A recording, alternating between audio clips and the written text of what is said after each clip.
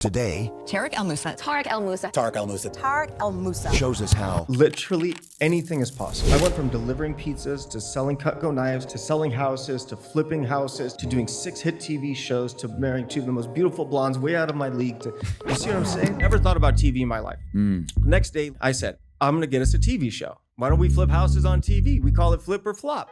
Flip if we make it, flop if we don't. What did I do when I first started selling real estate? I didn't even know how to do a listing contract. 3/4 of the way through season 1, we stopped filming. Someone at the network was trying to cancel my show. So they're yelling at me. I'm like, oh my God, please yell at me 3 more times. I call, hi, this is Tarek with Remax, blah, blah, blah, blah. Tarek, go F yourself.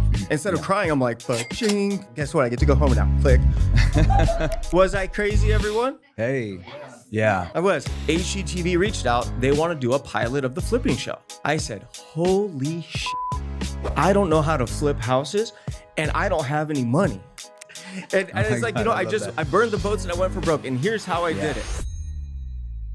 All right, so let's give this man a proper introduction. So obviously you might have watched some of his hit shows.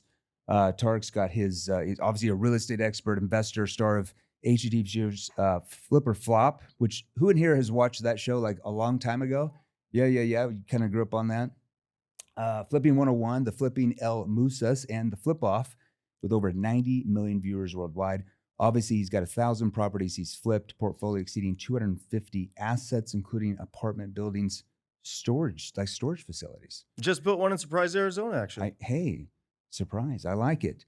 And he's also the owner of Tarek Buys Houses, Homeschooled by Tarek, and TEM Capital Private Real Estate Investment Firm. Okay, so now I got the introduction out of the way. So I just heard from Jimmy that picked you up, that's our VP of sales, that you actually started your career selling door-to-door alarms. I did not know that. I literally did not know that. So tell us a little bit about that. So initially, I started out selling ADT alarm systems for a very short period. And then I started selling Cutco kitchen knives. Yeah. And then from there, I got into real estate. And then I took all the lessons I learned door knocking with ADT and selling with Cutco. And I used that for real estate door knocking. And I actually door knocked real estate for about 10 years. And I was out there in the field, man, I don't know, probably sometimes 10, 12 hours a day. What people don't realize is I was a door knocker for 10 years, you guys. I want you to think about this. 10 years. I wasn't some celebrity, the flipper. No, bullshit. Like I put in the work. I started at 19. I door knocked for 10 years. I'd go out. It was 110 degrees outside. My shirt would be sticking to my skin. People would feel so bad for me. They'd feed me. They'd give me water. Yeah. And then they'd let me sell their house. Yeah. Okay. So you know what, like when you get hired in door to door, typically like everybody gets hired, right? Because it's like straight commission. Yep. Like if you don't sell, like you just eventually go away. So how did you get that? How did you get that job starting selling ADT? Oh, I had a pulse. Okay. So, you know, I had a pulse and they would take anyone. And I learned very quick that I could do door-to-door sales. And I learned very quick I should make more money for what I'm selling. So my sales journey was very interesting, actually. So I ended up getting licensed. Do you care if I just share some things? You just share All right. away. So at 19 years old, I was selling kitchen knives. Anybody have Cutco? We were talking about that? Okay. I actually do too. I have Cutco. This was like, 2002 and there was not much technology. So I had all my leads in the sales book. I lost my sales book. So what did I do? I put myself out of business and I did not want to start over building a whole book of business to sell knives. I was in college and I was at an ATM in Cerritos, California. And I'm looking at my balance thinking, oh shit, what am I going to do now? And I looked up to the right and there's this crooked sign blowing in the wind. And it said, Wise Old Owl Real Estate School. Okay. So then I thought to myself, I said, well, wait a minute. If I can sell knives, I can sell houses. And I had what I like to call a defining moment. And a defining moment is a moment in your life that changes the trajectory of your life. So in that moment, I said, I'm going to get into real estate. I literally walked across the parking lot, started taking my classes. My first 6 months in the business, I did what all the other realtors did. I held open houses. I waited for people to call. I redid my stupid logo 400 times. I changed my website name 700 times. So basically non-income producing activities that don't make a difference. Exactly. Right? So I was doing what everybody else did. Yeah. And that was the business. So here's the wild part. And this is very important for everyone in this room today. One day I hear these 2 realtors talking about how stupid real estate agents were for paying this coach named Mike Ferry to tell them what to do. And I'm a kid, and I'm thinking, wait a minute, you can get a coach for this shit? You can learn how to do it? They're going to tell me what to do? Yeah. So it's so funny that because of these two ladies knocking coaching, it sparked the idea for me to go to this free event. It was at a Buena Park Sequoia Athletic Club, Buena Park, California. Okay. And Mike Ferry, I don't know if you guys know who this guy is. To this day, he's my hero. This guy's a genius. Like, I haven't talked to him in 20 years. Yeah. Hey guys, Jeremy Miner here. Look, a lot of you leave comments wanting me to help you sell more. So the easiest way to get a hold of me, the quickest way, is to text me. So text me right now. It's 480-637-2944. So 480-637-2944. Listen, I started this company to help you learn how to close more deals, but do it the right way. Text me right now. Let's get back to the training video. He probably doesn't even know I still talk about him, but like he would get on the stage and I would listen to the words coming out of his mouth, and I believed every single thing he said. Yeah. I believed I was going to be rich. I believed I'd be a top agent. I believed I was unstoppable because he convinced me. So after this free event, I handed him a piece of paper. It said, "My name is Tarek El Moussa. You don't know who I am today, but one day you will." Interesting. And by the way, he knows who I am today. Yeah. Yeah.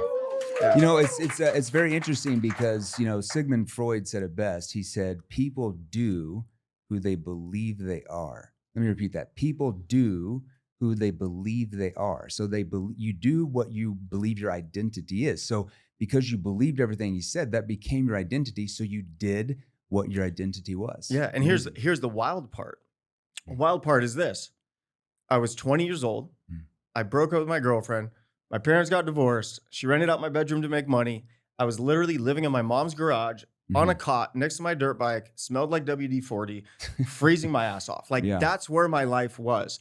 And the coaching at the time was $1,000 a month. This was 2003. So with inflation, that's what, like $1 million today? Yeah. Right?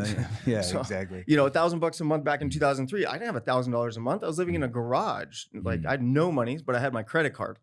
So I put on my credit card. And I get this coach, and the coach tells me, well, you got to make 20 contacts a day. I'm like, okay, I can do more than that. He's like, yeah, right. I'm like, no, I'll do 50. He goes, no, you won't. He said, no, you won't. I mean, he goes, everybody says that. Nobody even does 5. Yeah. I'm like, no, I'll do 50. Yeah. So here's the deal I made with myself. And this is very important because I couldn't afford the coaching. So if it didn't work, I was in big trouble, and I had to go back to school. And I really didn't want to go back to school. So I made a deal with myself. I said, 20-year-old Tarek, you're going to do the 90-day sprint. So 6 days a week, 12 hours a day, 13 hours a day, 7:30 a.m. till 8:30 p.m. I was in the office. And I had one rule.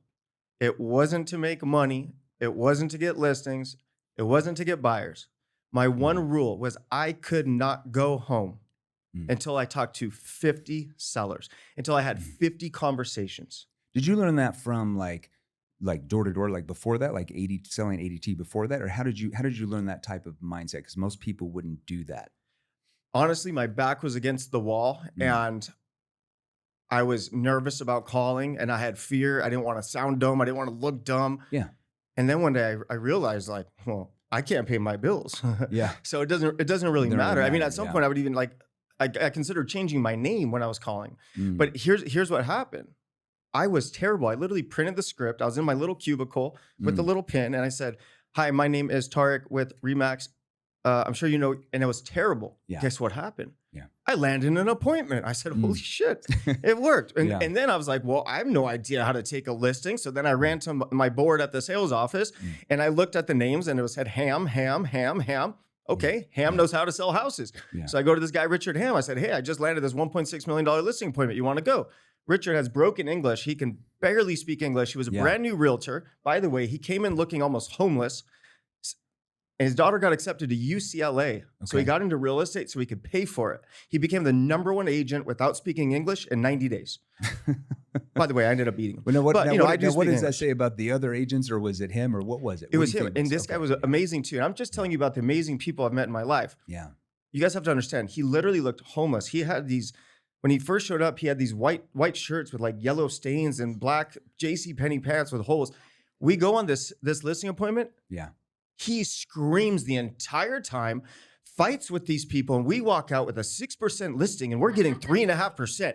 I'm freaking mind blown. Yeah. I can't believe what just happened, and I'm mortified as he's fighting with the seller. Yeah. I'm so embarrassed. So then I'm like, okay, shit, I can land these appointments. So here's the trick with expired listings. You're never going to convince someone to do something they're not going to do. Your job is to talk to enough people until you hit the person at the right time that's ready to make the decision. Yeah. And then if you're good, you can do a lot more deals. Well, yeah, it's about it's coming back to the identity. Like most people are not necessarily qualified when you first start talking to them. It's like, how do you build them into the identity of the person who does become a buyer? That's where you learn how to communicate like you have. Yeah. Exactly. So here's what happened. And this is what I always tell everybody. You can absolutely change your life in 90 days. If anyone in this room today wants to change your life, you can do it in 90 days, meaning 90 days from now, you can literally have a different life. I'm not kidding. 90 days. Yeah. And everybody says it takes a long time to make money. It's all bullshit. They're all liars. Want to know why I know that? Because I made money fast multiple times in my life. I went from making $0 a year to $300,000 a year. I went from making $300,000 a year to $1 million, then $1 million to 10. Yeah. And guess what? Within 2 years, I went from stealing Subway and lemonade to making $1 million a month within 2 years. Doesn't make it's all about like the identity. It comes back to the identity. Yeah. Because you saw that, because you saw those people who were doing it, you believed that you started like morphing into that identity of the person who becomes successful. First of all, you had to believe it. If you never like believed you could actually do that, you would stay in the identity of someone who's not successful. Therefore, you do not do the things that successful people do. Yeah. The first thing is the belief. You just have to believe you can do it. Like, yeah. And let me talk about the magical thing that happened. On day 1, I was terrible at expired listings. Day 90, I was incredible, and I made $300,000. Yeah. You guys, let me say this one more time. What was the difference in that 90 days? What was that? What happened? How did you transform that 90 days? One rule. Yeah. 50 contacts. Okay. So I call, hi, this is Tarek with Remax, blah, blah, blah, blah. Tarek, go F yourself. Instead of crying, I'm like, ba-ching, contact 50, I can go home. Okay. Right? Yeah. Okay. So they're yelling at me. I'm like, oh my God, please yell at me 3 more times. It's almost 9 o'clock. I want to get the hell out of here. Yeah. You got to gamify this shit. I'm serious. So people would yell at me and I would literally make fun of them. Oh, you're yelling at me? Well, guess what? I get to go home now. Click. Right. And so imagine this. I'm 20 years old. I'm living in a garage. 90 days later, I brought in $300,000. I had to split half of it with Richard because I didn't know what I was doing. So I made 150 grand. Not so bad. Yeah. So from $0 a month to $50,000 a month, within 6 months, I moved out of that garage. I bought almost $1 million house, and my life completely changed. And I remember, so Sean and I were at dinner with you and Heather a couple of weeks out in Cali, and we were talking about cars. You had different cars, and you're like, man, when I made my first money, I took like half of it, and I just bought this Escalade. You You want me to tell you that amazing. story? Yeah, Okay, I'm going that's to tell you guys. Okay, I'm going to tell you guys. So since we have more time, I'm going to tell you like the real detailed sales story. So I said my first 6 months in the business, I struck out, which is true, but also not true. Let me explain why. I did something called floor time. Floor time is when you sit and you wait for someone to call the front office off of a newspaper ad. Nobody wanted to take the shifts because nobody called. Yeah. So I didn't know what else to do. I was 20 years old, so I would sit there every day waiting for people to call.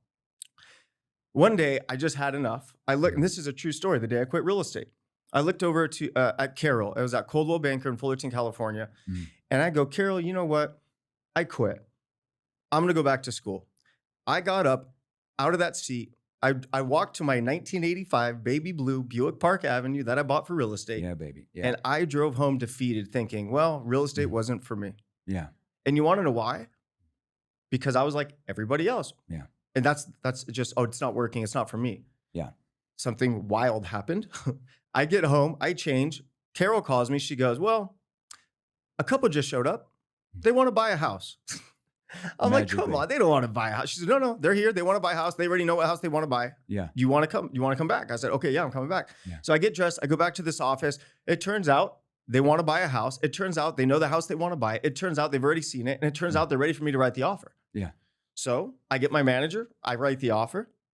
I don't know how to even write an offer. So the manager shows me. And then it turns out, well, they also need to list their home because they're contingent. So now I'm doing a listing contract. I'm like, holy shit, what's going on here? And I'm 20, you know, white socks, JCPenney pants. Yeah. So then I go to the fax machine to fax it over to the other agent. And this was 2003 and the market was like hot, like it was a couple years ago. And it's going, you know, the obnoxious noises the fax machines make. Yeah. And I look at that thing and I'm like, oh, hell no, everybody else is doing this. So you guys always think different. I rip it out of the fax machine. I look at the bottom of the address. It says 3 Point Drive, Brea, California. I'm like, oh, that's 15 minutes from me. Yeah. I get in my car. See, I never think, I just do. Yeah. I get in my car and I drive to the office and I'm like, I'm going to find out who's selling this thing. So I walk up to this big high-rise looking building, way nicer than where I worked. I go to the front desk. This girl, Miley's there. I'm like, hi, I'm here to see so-and-so. She goes, do you have an appointment? And I was a kid. So I was like, no. She goes, well, she laughed at me. She said, you just can't come in here and see so-and-so. And then I'm like, I was confused. I said, well, why not? She said, well, because it's not how it works. I said, but why? Yeah. Doesn't he selling house? I have an offer. Yeah. So I was young. I sold my way. She goes, okay, you can see his office, last one on the left. So she walks me down there. Yeah. Door opens, all these glass windows, crystal trophies everywhere. And at the end of the biggest office I had ever seen is this big burly guy, shaved head, jet black goatee. Okay. He goes, come in, sit. And I'm a kid. And he Yeah. puts his hand out and like crushes my hand. I'm like, and I'm like, Yeah. You're shit. like, hey, yeah. And I'm intimidated at this point. And then I go, well, I have this offer for you. And he goes, shh. And he pulls out a manila folder and he starts showing me all the offers. This one's better than yours. This one's better. And I'm like, okay, here we go. We're done. Yeah. And then he goes, but something interesting. I'm the agent on this deal, but I'm also the owner. It's my house. Mm. And he goes, and it gets even more interesting. He goes, I also own this brokerage. I said, oh. And he goes, so here's what we're going to do. I'm going to give you 5 seconds to come work for me. And if you do, I'm going to take your offer. 5, 4, 3. I put my hand out, and next thing I know, I'm working at Remax. Oh my God. That's so that how it happened. All right. But I like here's Yeah. the best. Here's the best part about it that the young guys are going to like. So, what do you think 20-year-old Tarek thought when he made $33,000? Spin it. New car. Oh, I'm rich. Yeah.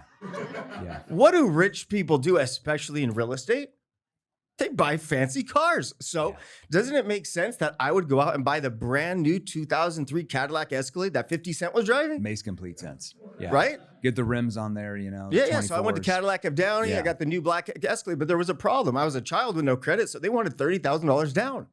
But I was a genius, because they had 0% financing. Yeah. So of my $33,000, I put $30,000 down. I bought this Escalade. A couple months later, sitting in the driveway. I couldn't drive it, couldn't afford the gas. Oh my And God, guess what I learned? That $33,000 I made, I had no idea how I made it. Yeah. I had no repeatable way to make that again until I learned about calling expired listings. Mhm. That's when my life changed. Why? Because I knew if I called one group of sellers all day, every day, and talked to 50 a day, I'm going to get deals. And that's what you got to figure out with sales. What can you do every single day that's always going to bring recurring revenue? Income producing activities, 100%. Instead of, like you said, sitting around looking at the website, putting stuff in the CRM, which makes you no money, no sales. Eventually when you get halfway decent, hire somebody to do that kind of stuff for you. Right? I got to tell you guys, I have pretty bad ADHD. I don't even know how to use CRMs. I used to do everything off yellow pads and pencils and papers. I'd lose everything. I was unorganized. Like I used to walk around my office with Post-it notes all over me, like reminders. That's what I'm saying. No excuses. You got 100%. one job. If you're in sales, you got to talk to people. And if you're in real estate, and if you're an investor, you got to talk to two people. People that sell houses or people that own houses. That's it. There's no one really You else. just got to focus on that. I want to talk about I always believe that every successful people in life has a chip on their shoulder. Now, that doesn't necessarily mean that you were born like with no money and broke. It could be like you were born in the Rockefellers and you've got this chip on your shoulder that kids made fun of you because you had the silver spoon, right? The handout. So you want to prove them wrong. So what was your chip on your shoulder that like drove you, that keeps like causing you to get up every single day, even though maybe there's days you don't have to? Like what drives you to do what you do? My family. Think Tom Brady. Yeah. Well, my Yeah. family immigrated to the United States. My dad came from the Middle East. My mom came from Belgium. I had a lot of struggles as a kid. I had severe ADHD. I had a lot of different tics, almost Tourette's. Okay. Grew up in somewhat of a rougher area at times, and there was a lot, kids would light my hair on fire in the school bus. Anyways, it was an interesting experience growing up, and I was always in trouble and my learning disabilities. So I remember being a kid just always wanting to prove I could do it. I'm not dumb. I'm not bad. And it was that thing. And then as I got older, I started proving to myself. And I said, oh, this is fun. I like this game. Honestly, how far can we push this? Yeah. And I kept going bigger and bigger and bigger. And then today it's simple. I just literally want to prove to the world that anything's possible because I'm so sick and tired of the bullshit. You guys, so sick and tired of the bullshit. It's so hard to get ahead today because of all the lies, the scams, the mixed messaging. Like, you want to be a real estate investor, it's easy. But if you want to go do it and try to figure it out on your own, it's impossible. Why? You're going to have a million people trying to sell you a million different things, telling you a million different things to do. Where the truth is, you got to do one thing. Talk to people that own houses, talk to people that sell houses. Yeah. Well, I always say, you know, smart people, they learn from their mistakes. But the smartest people, like we're talking the top 1%, they don't learn from their mistakes. They learn from other people's mistakes, so they don't make the same mistakes themselves. And that's what you kind of had to learn some of it on your own, but then you got that coach and you started to learn what to do and what not to do. And that sped up your learning curve 100x. You know, had you not got that coach, you might not be sitting here today. And the only thing the coach really did, it's not like they made me a great salesperson. Yeah. He held me accountable and motivated me to hit my goal. And my goal was 50 contacts a day. Yeah. I guarantee anyone in here that's in real estate, if you did this, which it's pretty torturous, by the way, you change your life. Yeah, 100%. You get the skill level on top of that. You're gonna get it faster. Okay, so this is something I did not know about you until we met for dinner. On your first flip, you pitched HGTV about starting a show about how to flip real estate during the first flip you've ever done. I want everybody to find out how the hell that happened. Yeah. All right, so, you know, so I was making a lot of money young, and then the Great Recession hit. I had to sell my house, my cars, everything at 25. I had to start over. Went broke, but I kept my credit good because I just sold everything. Yeah. And then I started doing short sales, and then I did the short sale deal in Corona, California. There was a first loan, second loan, third loan, HOA lien, and IRS lien. I worked 11 months on this thing, and in the end, I got a check for $7,000. Could be trouble. The person I sold it to, well, they hired a gardener, they hired a painter, and 2 weeks later sold it. They made like $130,000. Oh my gosh, yeah. And I'll never forget sitting in my car having another one of those defining moments, realizing I'm on the wrong side of the real estate equation because I found this deal, I negotiated this deal, and I didn't make the money on this deal. Yeah. So of course I go into my phone and I start calling, literally in my car, in the moment. By the way, you got to take action the second you get the idea. So in that moment, I start calling everyone I know. Hey, you want to flip houses? You want to flip houses? Laughing at me. What are you talking about? It's speculative. You don't know what you're doing. It's risky. We're in a recession. Yeah. Blah, blah, blah. And then there was one person I knew, and it's the only person I knew that was young, a multimillionaire, self-made and successful. And I was scared to call him because he was successful. Sure. His name was Pete DeBest. Okay. And he was literally the only person I knew that had become successful. Yeah. So the last call I made, I call Pete. Pete, are you here, by the way? Hey, there he is. He showed up. The guy back there. Where you at, Pete? Stand up. Good thing you answered that phone, huh? There's Pete right there. I love His name's Pete DeBest. I call him the worst because I try to harass him, but he is the best. He's the best. So I call this guy Pete, and before I can finish the sentence, hey, I want to buy these off-market fixers and flip them, he literally cuts me off. He goes, yeah, I'll flip houses with you. If you find the deal, I'll put up the money. We'll be partners. I'm like, okay. He goes, go find the deal. I'm like, okay. Okay. Boom. 4 days later, what did we do, Pete? We got the deal. So 4 days later, we get our very first deal. We go to the auction. We buy this thing. Yeah. And during that same time, I'm at another Mike Ferry real estate convention for residential sales because at the time I was still selling real estate. And I'm sitting in the very, very back of this thing. There's like 5,000 people there. 2 seats open up in the very front row where the VIPs sit. And my friend Brad was a manager, and he texts me. He's like, hey, you and Christina, you want to come sit in the front row? And I'm like, hell yeah, because they don't let me in the front row, and I can't afford the tickets, and I'm not a VIP. Yeah. So at the break, all these VIPs came up to me and my ex-wife. They're like, who are you guys? We haven't seen you before. We were young. We were dressed nice. And I was talking to this one guy who I'd seen on stage the day before, talking about how he made $800,000 a year selling houses. And I'm like, wow, I couldn't even fathom $800,000 a year. So I'm talking to him. I'm like, so what do you do? He's like, well, I have a local TV show in Palm Springs. I'm like, all right, well, what does that do? He's like, well, I go to the grocery store and people recognize me. I'm like, all right, well, what does that do? He's like, well, then they list their homes with me. I'm like, oh, so it's like you're farming. So if any real estate agent, that's your farming. So instead of sending flyers, you're doing it through TV. So I'm like, man, that's smart. Never thought about TV in my life. Next day, leave Las Vegas. True story, you guys, anything's possible. 10 o'clock at night, I can't stop thinking about this conversation. We're living in San Clemente, California. My ex-wife, Christina, one leg up the stairs. She looks over. She goes, you coming to bed? And I said, no. And she goes, what are you doing? I said, I'm going to get us a TV show. She laughed at me. She goes, a TV show about what? I said, I don't know. Give me a second. So literally, it was maybe 2 seconds. I said, well, we just bought our first flip last week. Why don't we flip houses on TV? We call it flip or flop. Flip Oh if my we God. make it, flop if we don't. Yeah. You're crazy. Go to bed. Was I crazy, everyone? Hey. Yeah. I was. So this is the genius part. Are you guys ready to see how smart I am? This is why I'm so smart. I went on this thing called the internet, and then I Googled production companies Hollywood, and then all these different websites came up, Yeah. and then one by one they had this button that said casting. Yeah. So I just sent pictures and my ideas, like I want to flip houses on TV. Next day I wake up and I get a response from one of the production companies. They say send us a home video.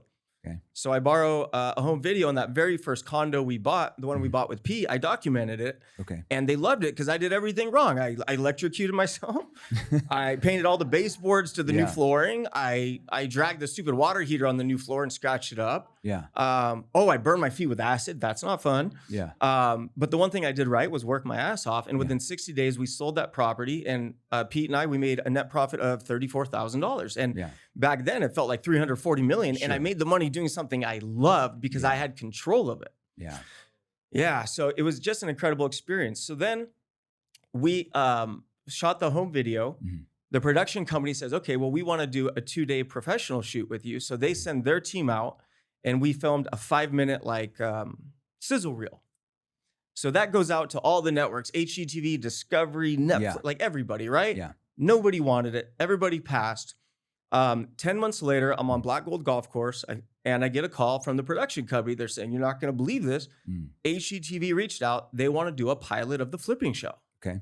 So I'm like, no way. Was that the very first like real estate show on like reality TV? There or were what there was were it? there were a few others, but it wasn't really Okay. a thing. Nothing big yet. Nothing Okay. big yet. Yeah.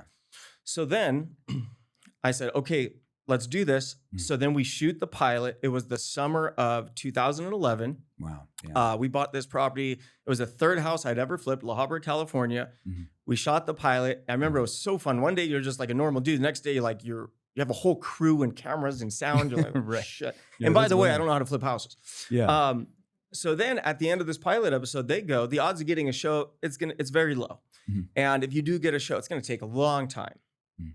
2 weeks later, I get an email saying that HGTV wants to do a national series and they want me to do 13 episodes and 10 months flipping houses.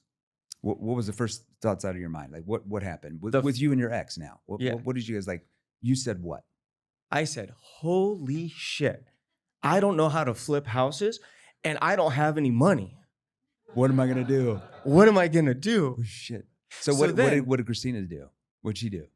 No, she's figure it out. She's like, just figure it out. She always told me, Okay. just figure it out because she knows Okay. I'll figure it out. Yeah. So I'm like, okay. So then I called my lawyer, his name was Roger. And by the way, Roger, he took his retainer on a payment plan because I couldn't afford the retainer. Oh my god. I love Roger. By the way, he's still Yeah. my lawyer today. So I go, Roger, all right, I got this contract. I'm like, well, what's the worst that can happen? He Mhm. goes, well, they can sue you. And I had another defining moment. I looked at the couch. I'm like, well, that's on the credit card.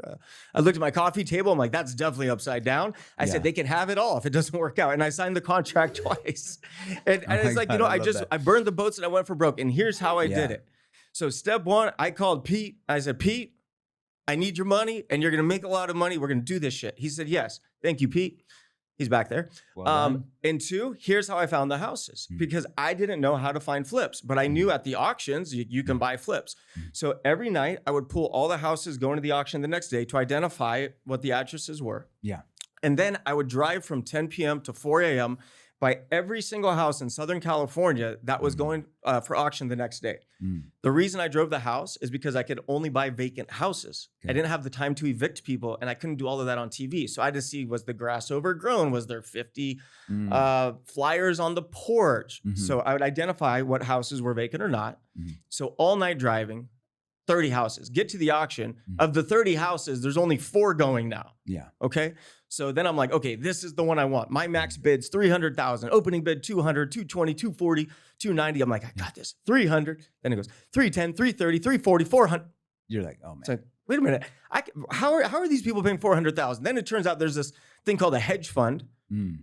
And these guys walk around with fanny packs with zillions of dollars. That's not theirs. Yeah. They're like, I was so young and naive. I didn't know what a hedge fund was. Yeah. So I didn't know what to do. So every day I kept doing the same thing. And I'm like, Mhm. oh man, it beat the shit out of me. And I just Mhm. kept losing and losing. Mhm. Less than 2 weeks in, Mhm. one of the last auctions of the day, I bid on this house and I'm like already defeated. Yeah. Okay, going once, going twice. And I'm like, oh shit. Did I get the house? Yeah. Sold. I got the house. Immediately, fear. Why did nobody want the house? Why Right. did I What's- get the house? what's What bad? did I do? Yeah, Oh yeah, my yeah. God, my life is over. I'm going to cry. Yeah. The number one buyer at the auction, this guy's name is Greg. His name's Greg. He would literally write his notes on his khaki pants, and he wore like an old fishing hat. He looked, I hate to say, he looked homeless. Yeah. He bought 1,200 homes a year at auction. Wow. Okay. He looks at me and he goes, I can't buy them all. And he walks off. Guess Good what I luck. learned that day? What'd you learn? If I take massive action Mhm. and I outwork everyone, Mhm. every now and then, Yeah. I'm going to get lucky. Good things are going to happen. So you got the house, and is that the one where they filmed the first season, or what happened there? Well, we ended up doing 13 episodes that very first season. Okay. And then 3/4 of the way through season 1, we stopped filming. Someone at the network was trying to cancel my show because they said it wasn't a good look for the network. They didn't like that we were buying distressed houses. They didn't like we were filming with toilet seats up. It was a Yeah. very conservative network. How'd you help them overcome that? You know, they were going to burn us off the air. So Yeah. what happened was they ended up not canceling the show because we were so far in. I'll never forget the premiere party. We went up to LA and we premiered 2 back-to-back episodes from 11 p.m. till 12 a.m. I was so tired. Yeah. And they were going to burn us off the air in 6 weeks and no marketing, nothing. Something magical happened. We woke up the next day, and it turns out that from the beginning of the hour to the end of the hour, we had broken every record at HGTV with viewership growing. We made the top 100 TV shows of the entire day for United States. Yeah. 2 weeks later, we were primetime 9 p.m. Thursday nights. Yeah. Yeah. See the perseverance there. It's all about the commitment. It's about the perseverance. It's about like the chip on your shoulder that keeps you going no matter what obstacles in your way. That's what separates you from anybody else in your industry or anything. How was it? What was that transition like, going from just like I'm a real estate investor to now I'm a like a reality TV star? What was that like? Well, the funny thing is, like, I didn't even realize I was a reality TV star because, like, I was so overwhelmed and stressed trying to, like, really flip houses. Like, I didn't even acknowledge, like, oh, you're doing a show. I'm like, Yeah. oh, don't go bankrupt. Yeah. You know what I mean? Like, I wasn't there to be famous. You weren't trying to impress. You were just like trying to make money. I was trying to make it, Yeah. you know? And then, going into season 2. So season 1, we did really, really well. By I think season 3, we were the number 1 TV show in the world. Really? Number 1 TV show in the USA by season 3. Okay. We were beating NBA playoffs and like all these like wild sports things. It Yeah, was, my daughters here. Where are my daughters in the room here? My son, they're big fans of yours. They started when they were little kids. They were watching that show with their mom, and I remember walking by. I'm like, who's that guy? What's going on? All that stuff. But they started watching your show probably by season 2. It became pretty damn popular. yeah, and I did that show. It's funny because Yeah. I did that show. I've been on TV 15 years, so like. Kids that were 10 years old that used to watch with their parents, they're now Yeah. coming to listen to me speak. And thank God for Botox because I Yeah. look the same. I know, right? We were texting each other the other day, and I was like, "Oh, my girls are, big fan, fangirls of your wife and you and everything." And they were, they're like, one of them's 24 now. You're like, "Damn, I've been doing this for so long." You were like, "Geez, time flies by quickly." Time flies. And then, but it's been a journey. So, going into season 2, we had just started filming the first episode. And I got an email from the production company that the network had received. And it was from a registered nurse out of Texas. And the email said, I'm a registered nurse out of Texas. I noticed there was a lump on Tarek's neck. He should get it checked out. It's not a joke. This is season 2. Yeah, this is right. Yeah, season 2. Okay, so a viewer saw some type of lump and emailed the show. Yeah. Tell us what happened next. Yeah. A viewer, you guys. Wow. Yeah. So I had been to my doctor a few times about it because I was feeling pressure in my neck. I was always clearing my throat, and it was just like I always felt like something was in there. Yeah. They gave me nose spray. They gave me allergy medicine. So this time I said, maybe I need to see a different doctor. So I ended up going to a different doctor. They did a biopsy, which means they stuck a needle in my neck. It came back as atypical. Atypical means it might or might not be something bad, meaning who knows. So then I went in for exploratory surgery. They were just going to open me up, look around, see what's going on. What happened was it ended up being a 5-hour surgery. So I woke up to my whole family crying, looking at me. You're in your 20s at this point, right? I think You're I like was late 20s, early 30s. 30. Okay. 30 or 30. Fairly young. Yeah. Young. And I woke up to everybody crying, and the first thing that came out of my mouth was, I have cancer, don't I? Yeah. And they said, yeah. And I woke up finding out I had stage 3 thyroid cancer. I woke up finding out they removed my entire thyroid. I woke up finding out they removed a bunch of lymph nodes. And going into it, I didn't know about any of this. So it was a wild experience waking up to that. And because of that misdiagnosis, me and my ex-wife, we looked through some old medical records, and I had an irregular testicle exam the year before. Sorry. So I was like, just as precaution, we're like, maybe we should go get this checked out. And I swear, it's almost like a movie, you guys. It was a Kaiser in Irvine, and I met my thyroid cancer doctor. In last minute, she goes, oh, by the way, we have a last minute opening for the ultrasound. You should go do that. Yeah. So I go in there. There's this guy. He's the X-ray technician, and he's a little uncomfortable because we're both guys. We're just chatting, and we're talking about surfing and Huntington Beach, and he got real quiet on me out of nowhere. Yeah. And I'm like, we're in sales. We read people. And I'm like, what's going on? He goes, huh? I was like, what's going on? What do you see? And he goes, oh, I'm not a doctor. I said, well, I know you're not a doctor, but like, what's going on? He goes, nothing. I'm like, no, something's going on. Yeah. You're like, you're not talking. And then he looks at me, and I could tell he's nervous. And he goes, are you in pain? And I'm like, what is this guy talking about? Yeah. And he goes, if you're in pain, and he points, you should go down the hall to the emergency room. So then I said, yeah, I'm in pain. 20 minutes later, I'm meeting with the surgeon, and I find out I have now testicular cancer. So this was how long after the operation with thyroid? This was within a few months. Few months. Months. Yeah. Within months, months. And man, I thought that was it for me. Yeah. Because I was still fighting the thyroid cancer and all that. So I was like, oh shit, 2 different cancers. And it wasn't one cancer that metastasized. It was 2 separate cancers. Yeah.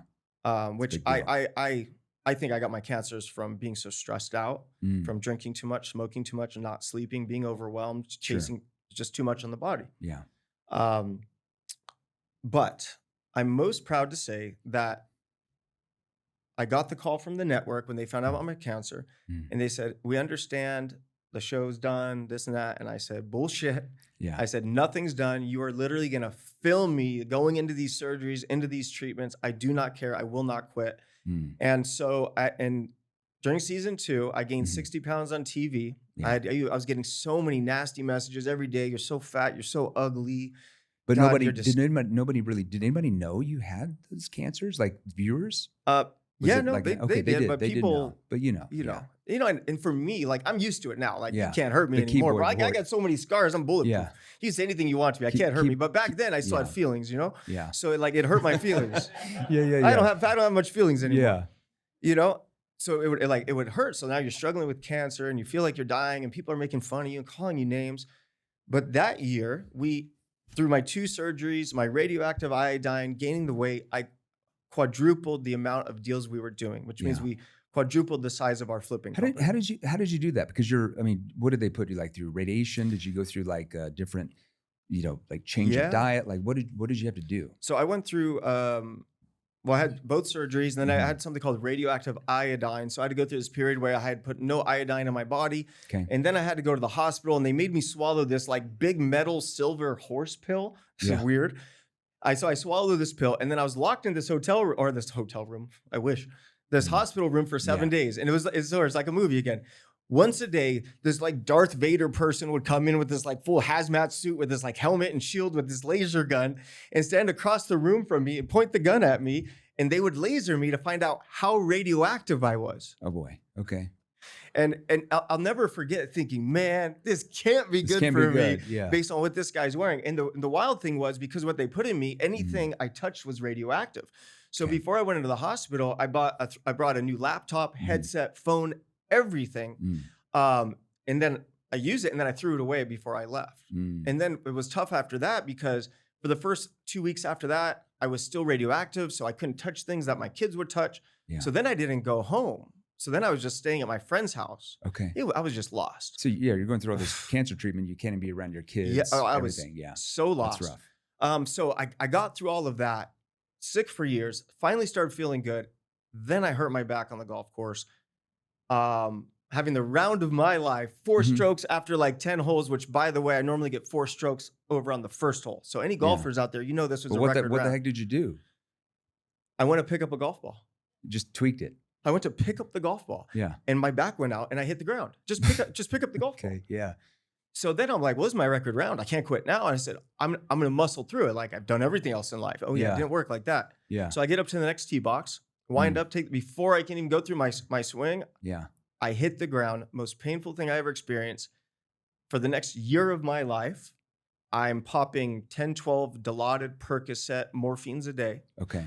I Just to get lost through. 60 pounds. Yeah. I was so skinny. You could see the bones in my What chest. year was this? What season were you in? What year? 2015. 2015. Okay. 2015. So the cancers were 13, 14. The back was 15. So you're saying that you've gone through some adversity. Is Yeah. what you're saying here. Yeah, okay? a few things. A few things. Yeah. Do you see the perseverance? Do you see the commitment? Do you see the chip on your shoulder that keeps you going through? Because most people would just give up. They would say, well, I had cancer. It's okay. Or, my back went out. It's okay.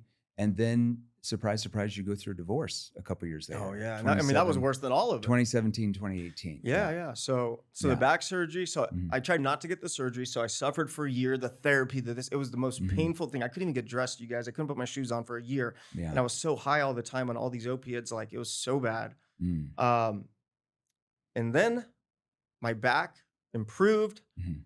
But then I was exhausted all the time.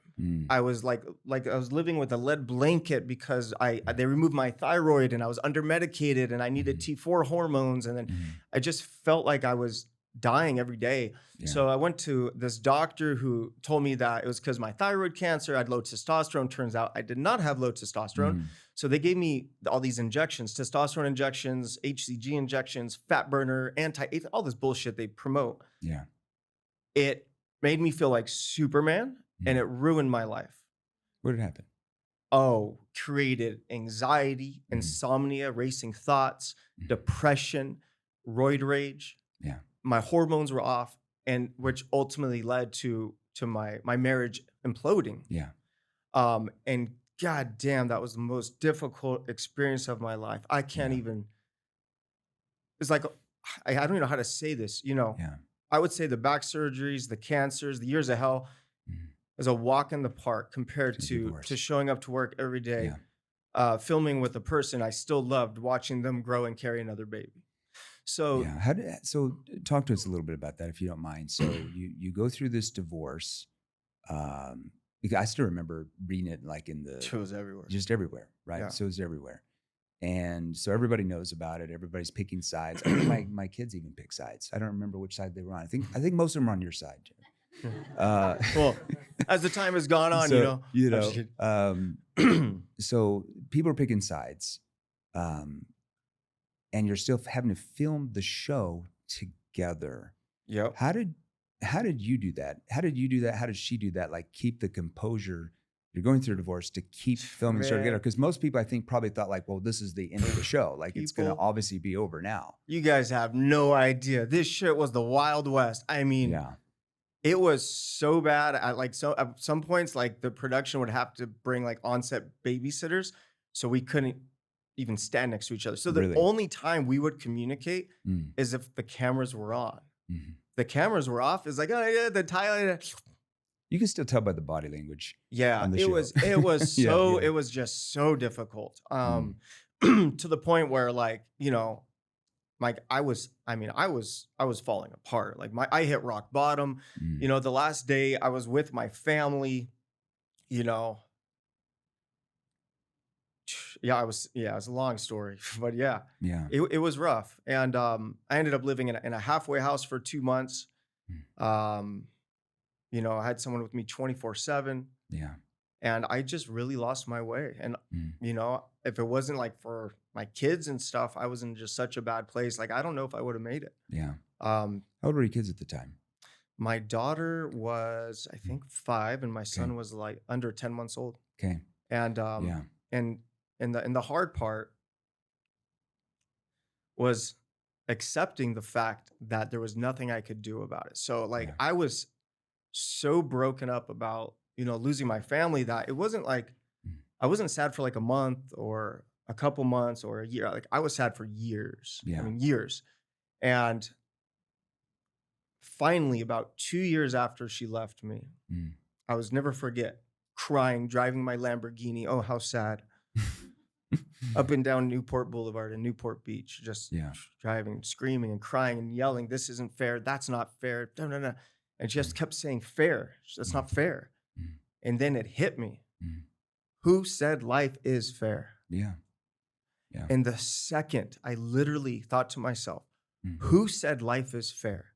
Because there are way worse things happening to people all over the world today. 100%. And because life is not fair, you can't do shit about it. So you do the best you can with what you got, regardless if it's fair or not. And because I acknowledged the fact that life wasn't fair, that was step one of me rebuilding my life. 100%. You know, Tony Robbins says it best. He says, life doesn't happen to you, life happens for you. Because if that had not happened, you would have never met your wife, Heather. You wouldn't have the kid you have now if that had not happened. Completely different life. And every single thing we do leads us to where we are today.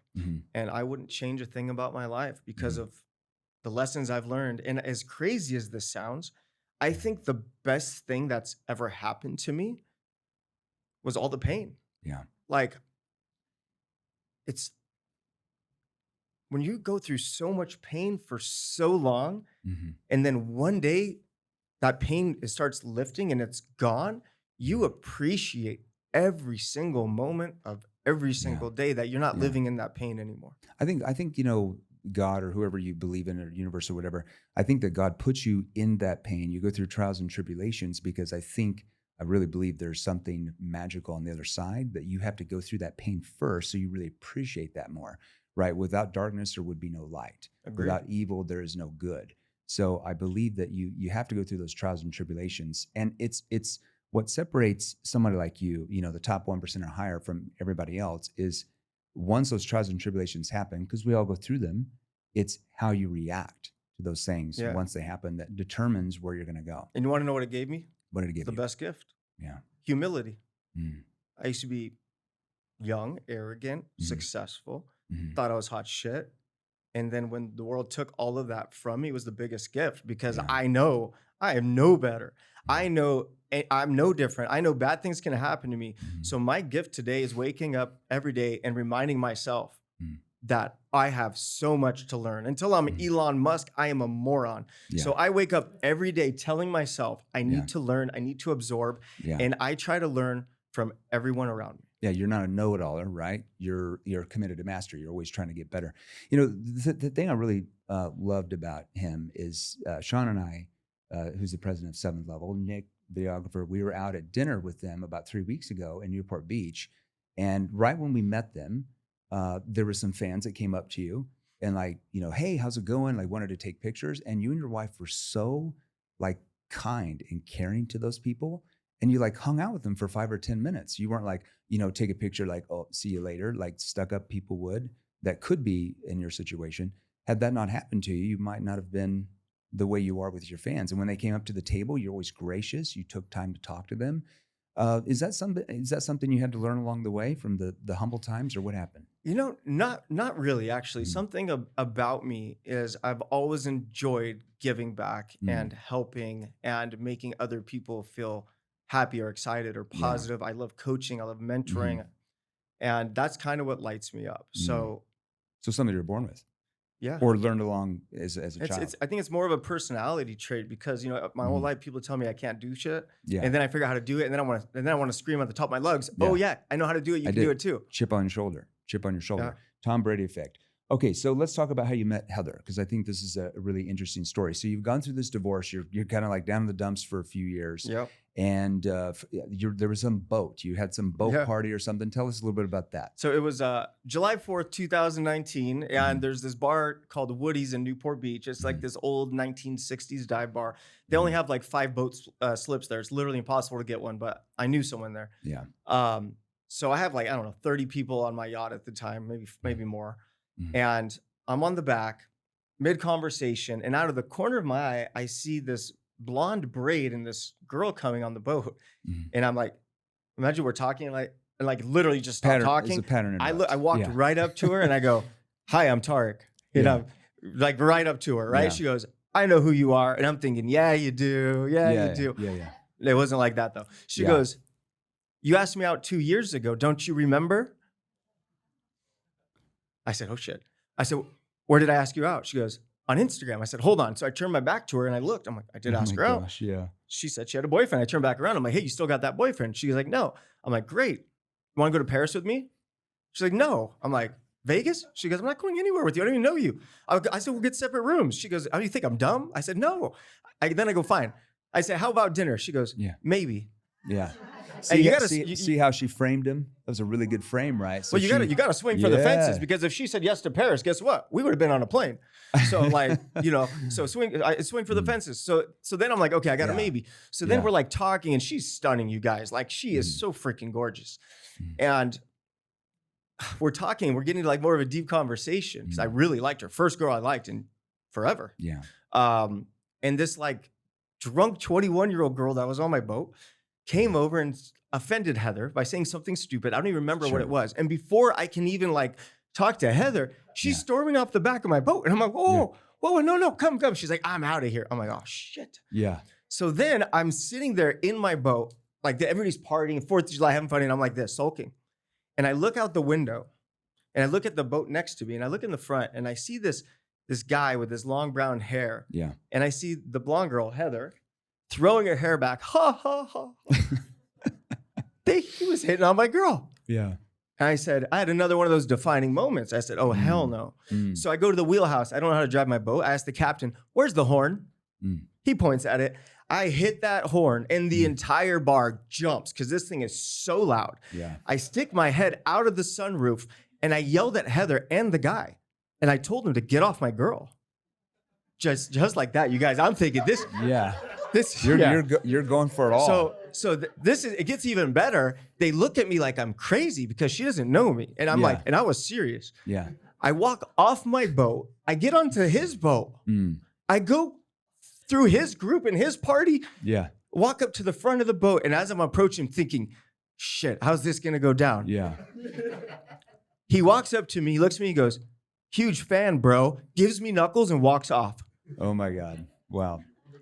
You got it. I look at Heather. I was like, bro, you have to go out with me. So what was Heather's reaction? Because before she was very detached from you, which kind of drew you in, right? She liked it. She liked that I was fearless. Okay, and I was like, literally, I walked on someone else's boat. Yeah. And told the guy to get off my girl, and I didn't know either of them. Good. I like it. Okay, so now. What was it? Where'd you go on the first date? Oh my gosh, well, she canceled the first date on me. I remember. That's right. He told us that. I remember I was in the gym. I was like trying to starving myself for like 2 days. Now I got to know, did she, after you guys got together, did she ever tell you like, I did that on purpose, or like did she really just cancel? Oh no, she can't. No, she didn't want to go out with me. Yeah. And I was like, she thought I was another douchebag. Yeah. She wasn't so wrong, but I'm just kidding. So this is why sales is important. I remember I was at the gym. I was sitting on the bench, like sulking again. Yeah. She sent me this message about how she doesn't want to go out. And I remember I sent her, this is what I sent her. I'm different than you think. You should give me a shot. Let me prove it to you. Oh my gosh, she framed you so well. See, now you're qualifying to her. That was perfect. We need Heather come over here. Let's get Heather in the show for some sales. I love that. That's good. Do you guys want to? Do you hear the rest of this story? Or is it too long? You want to hear the story? Let's do it. All right. So then she goes, fine. I get this date. She won't even do dinner. She'll only do wine, and she'll only give me like a 45-minute window on a Monday night. Oh, that's perfect. In West Hollywood. I live in Newport, and the only one night she gave me, I came back from South Africa the day before. Yeah. By the way, it took me 36 hours to get there. I was there for 30 hours, and then it took me 36 hours to get home. Bit jet lagged. A bit jet lagged. And the day of our date, I was the keynote at a golf course with this big event with this helicopter dropping golf balls. Yeah. Guess who snuck out the back? Yeah. I bailed on my own event. Yeah. So then I get to this dinner. It's in the middle of the summer. And listen, I know the guys out there, we all know what we look good in. And I had this one blue sweater, which it was like the closer. I know I look good in this sweater. Yeah. Like I know. So I put the sweater on, so I'm feeling confident. But I forgot about something. I forgot that it was a heat wave in LA in the middle of the summer. So the whole dinner, I'm looking at Heather, and I can just feel sweat just Yeah, 'cause coming it's down probably like down my so it's nose. 65. And I'm like wiping my face every 2 minutes. I'm running to the God. bathroom, and then I was vaping at the time, and I was like hiding in the corner, and I was putting chapstick on. I was wiping, and like I was a batshit crazy, poor Yeah. girl. And she looks at me, and she finally goes, "Are you okay?" Yeah. And I look at her, and I said, "No, Yeah. I am not okay." Yeah. And she loved that. She goes, "Let's just get drunk." I said, "Game on." So we ended up getting drunk. Yeah. And we ended up hanging out for like 5-6 hours. Mm. And we picked up one of her friends. We went to this bar in LA. Funny part of the story, what she didn't know that night, we had just gone into this bar. And she's like, "Oh, I forgot my jacket in the car." I'm like, "Oh, get it." So I run out through the curtain, and I forgot there was a door on the other side of the curtain. And I almost knocked myself out. Okay. So I'm sitting outside this bar in West Hollywood like, oh shit, like not doing good. You know it's true love. So yeah. Yeah. So that was our first date. Got a kiss by the door. Felt so cool. Yeah. Our second date was 4 days later. I sent up my boat to Marina Del Rey, and I sent up my Sprinter limo to go pick up her and her girlfriends while I was filming in the Valley. And then I went to South Coast Plaza, and I guessed her shoe size. I guessed size 7, and I bought her Valentino rock studs or whatever they are. And I had in a big box in the seat. So the van pulls up. Yeah. The driver opens the door. She sees her seat. I'm not in there, and she sees the box with her girlfriends of her first gift. It was her second date.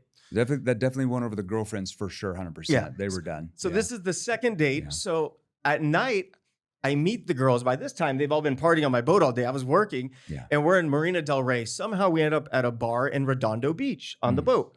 So we see this big party, live band, barbecue. Like, this looks fun.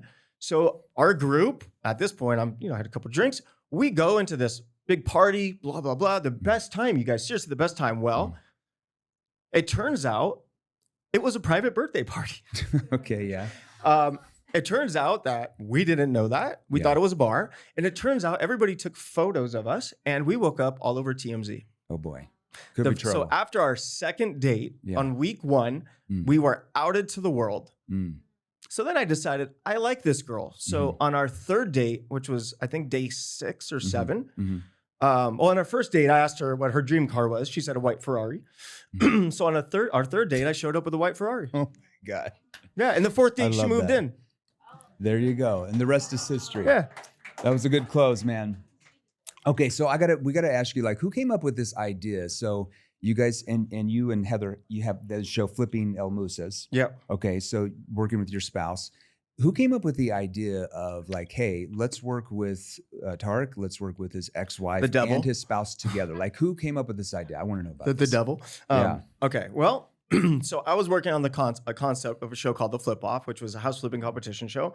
Okay. And then somehow my ex-wife started talking a little crap. And then next thing I know, it's like, oh, we got a show here. Yeah. And it all just kind of came together. Before we go there, what's a dynamic? So, sometimes you go through divorce, the new girl, the ex don't get along. How did that dynamic work your first couple of years compared to like how you are now? It was good. And the reason it was good is because Heather's very confident. Yeah.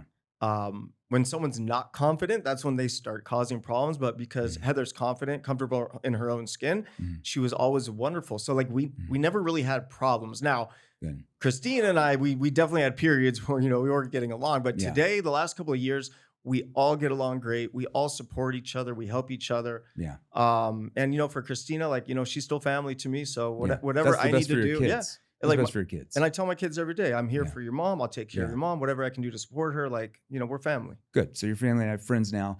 Okay, so go back to this concept. She's like talking crap. You're thinking the show. How did it happen? We just called the network. So we want to flip a house against each other. And they're like, Yeah. what do you mean? I'm like, yeah, we want to flip a house against each other. They're like, well, what are the rules? There are no rules.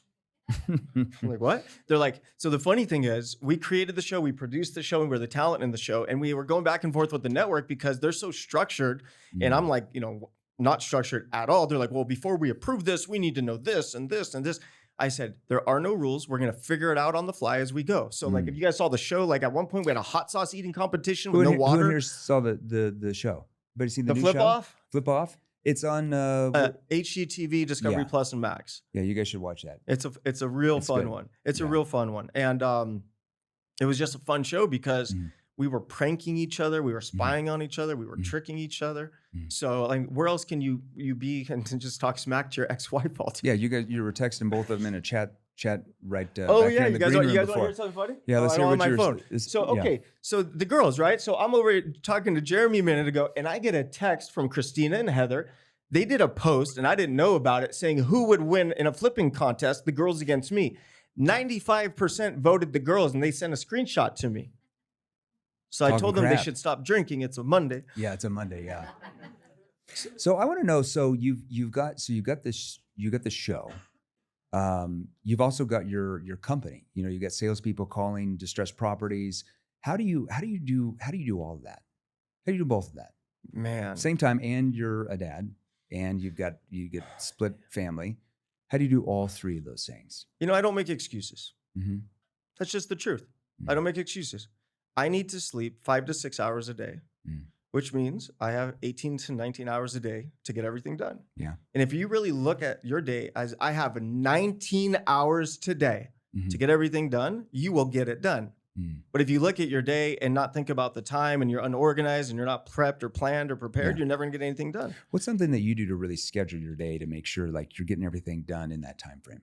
Bunch of babysitters. Yeah. I do. Oh yeah. I have like 5 babysitters because I'm super ADD. I won't do anything. Like I won't even eat. They send food to me. They make sure I get in the car. They make sure I'm picked up. They make sure I'm checked into the hotel. They make sure I do everything I need to do. They make sure I go to the gym.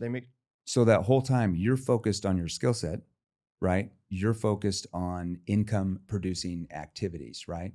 Why is that so important? Because you see a lot of people, you know, in your industry, really in any industry, we got all industries in here, that just kind of like they wake up and they just kind of fly by the seat of their pants. Maybe they have a to-do list, but they don't really follow that. And half the day they're not really working. More than half the day they're not working. Yeah. Bottom line is this is what I truly believe, and I've proven it over and over. Focus on one thing and one thing only, making money. Why? Because if you make money, you now have money and you can hire people to do the stuff you're not good at. Yeah. Very simple. Stop trying to do everything. What did I do when I first started selling real estate? I didn't even know how to do a listing contract. I didn't even know how to go on a listing appointment, but I knew how to call and ask if they wanted to sell. I made 150 grand in 90 days. That's all I knew how to do though. Yeah. But with that money, I hired an assistant. I got a transaction coordinator. I hired a marketing person. But if I never put myself in a position where I was making 50,000 a month, well, I was the marketer. I suck at marketing. I was the assistant. I'm a terrible assistant. Yeah. It's finding the people who like are strong in the things that you're weak, right? That's how you build a team. Until you build a team, it's really hard to really get to the highest level because you have your strong suits as like you do well, but you're going to be weak in other areas. So if you try to do everything, you pretty much become the master of nothing. Exactly. So big believer on income producing activities, and 90% of our time should be focused on that. 100%. Now, last thing. So let's talk about your book, Flip Your Life. How to find opportunity to stress real estate business life. Who did you write that book for, and why did you write it? I wrote that book for 20-year-old Tarek. That is the book I wish I had when I was 20 years old, which tells the truth about life, which is nobody knows what they're talking about. Yeah. Every piece of advice that we get comes with no backing. Yeah. And literally anything is possible. I went from delivering pizzas to selling Cutco knives to selling houses to flipping houses to being the world's most famous flipper to doing 6 hit TV shows to marrying 2 of the most beautiful blondes way out of my league. You see what I'm saying? Like all this stuff people say is impossible, right? Well, over and over and over, I keep proving it's possible. And how do I do that? I do it by doing it. Yeah. And that's what people are missing. Go, move, take massive action, go chase, go run, go figure it out. You do who you believe you are. Yep. And that's why you do. Okay, so where can everybody learn more about you? Where can they go? Find out more information about maybe other things that you're working on, maybe even your fund if they're an accredited investor. Where would they go for all this stuff? Absolutely. So to see everything I'm doing, social media, my handle is The Real Tarek El Moussa. When it comes to flipping houses and wholesaling houses, we own a company, Tarek Buys Houses. When it comes to commercial real estate, apartment buildings, self-storage facilities, development, that's TEM Capital. So if you guys want to buy some real estate with me, And then outside of that, I'm working on launching a national real estate company right now. I'm working on an AI tech platform. We are working on multiple shows. I have a production company, and we're just excited for everything that's coming. Okay, income producing activities. All right, everybody, give it up for Tarek.